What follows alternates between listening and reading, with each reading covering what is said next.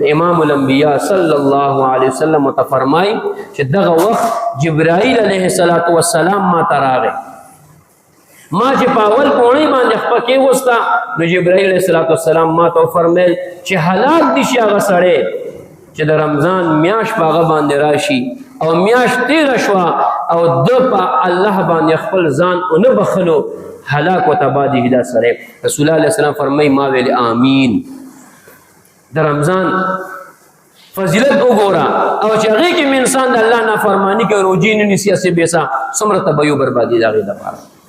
او چې دویمه پوړۍ باندې ما خپه کېوسته نو ما ته جبرائیل علیه السلام وفرمیل چې هلاک دي شي هغه سړی چې د هغې مور او پلار یا دواړو کې یو بوډاتوب ته ورسي او دی د هغه په خدمت باندې خپل ځان په الله ونه بخي، دی دې هم هلاک شي.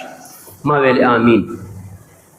اوس د مور او پلار خدمت څومره لوی درجه لري.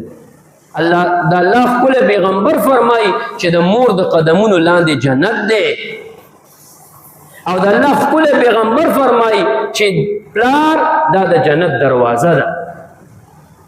اوس چې پلار خبره دروازه بنده ده، څوک به کولاو کي درته. دویمه پوړۍ باندې چې مې خپه کېوسته جبرائیل علیه السلام راته وفرمیل چې هلاک دي شي هغه سړی چې د هغې مخامخ ستاسو نوم مبارک واخیستلی شي او په تاسو باندې درود ونه وایي. ما وفرمیل چې آمین. ټول وایي درود شریف اللهم صل علی سیدنا